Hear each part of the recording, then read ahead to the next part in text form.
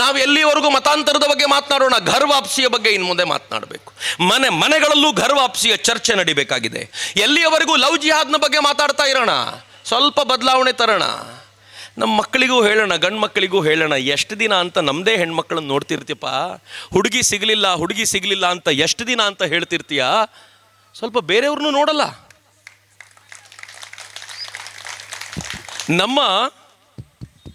ನಮ್ಮ ಸಮಾಜದಲ್ಲಿ, ಇಲ್ಲಿ ಮಾನಿಟರ್ ಇಲ್ಲ ಹೇಳಿ, ನಮ್ಮ ಸಮಾಜದಲ್ಲಿ ನಾವು ನಮ್ಮ ಸಮಾಜದ ಗಂಡು ಮಕ್ಕಳಿಗೆ ಹೆಣ್ಣು ಸಿಗಲಿಲ್ಲ ಅಂತ ಆಲೋಚನೆ ಮಾಡ್ತಾ ಇರುವಾಗ ಪಕ್ಕದ ಸಮಾಜದಲ್ಲೂ ಸಮಸ್ಯೆಗಳಿವೆಯಲ್ಲ, ಧೈರ್ಯ ತುಂಬ್ರಲ್ಲ. ನಮಗೆ ಮಕ್ಕಳಾಗಲಿಲ್ಲ 3 ಮಕ್ಕಳು ಮಾಡಿ 4 ಮಕ್ಕಳು ಮಾಡಿ, ಸಾರಿ ಶರಣ್ ಅಂತ ಹೇಳಿದರೆ ಕೇಳ್ತೀರಾ ನೀವು? ಅನೇಕರು ಕೇಳುವಾಗ ಎಲ್ಲ ಬಿಟ್ಟು ಕೊರಗಜನ ಹತ್ರ ಈ ಪ್ರಾರ್ಥನೆ ಮಾಡಿದ್ರಲ್ಲ ಮಾರೆ, ಒಂದಾಗಿದ್ದೇ ಸಾಕಿತ್ತು ಅಂತ ಯೋಚನೆ ಮಾಡ್ತಿದ್ದಾರಲ್ಲಿ ಕೂತ್ಕೊಂಡು. ಆದರೆ ನಾನೊಂದು ಚಾಲೆಂಜ್ ಕೊಡ್ತೀನಿ.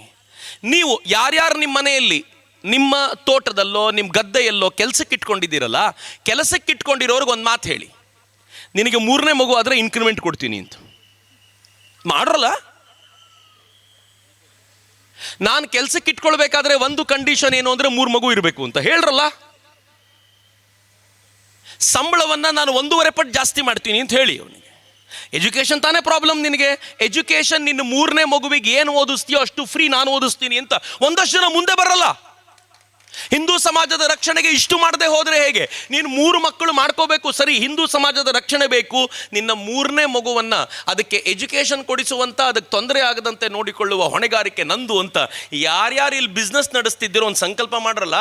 ನಿಮ್ಮ ಅಂಗಡಿಗೆ ಕೆಲಸಕ್ಕೆ ಬರುವಂಥ ಹುಡುಗನಿಗೆ ಹೇಳಿ, ಅವನು ಹೇಳ್ತಾನೆ ಆಗ್ಬೋದು ಸರ್, ಆಗಿದ್ರೆ ನೀವು ಇಷ್ಟು ಧೈರ್ಯ ಕೊಡ್ತೀರಾ ಅಂತಂದರೆ 4 ಮಕ್ಕಳಾದರೂ ಆಗಲಿ ಅಂತ ಧೈರ್ಯವಾಗಿ ಹೇಳ್ತಾನೆ.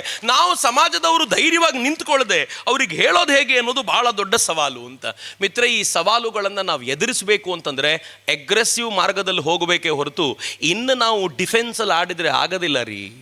ಟೆಸ್ಟ್ ಮ್ಯಾಚ್ಗಳು ನಿಂತು ಹೋಯ್ತು.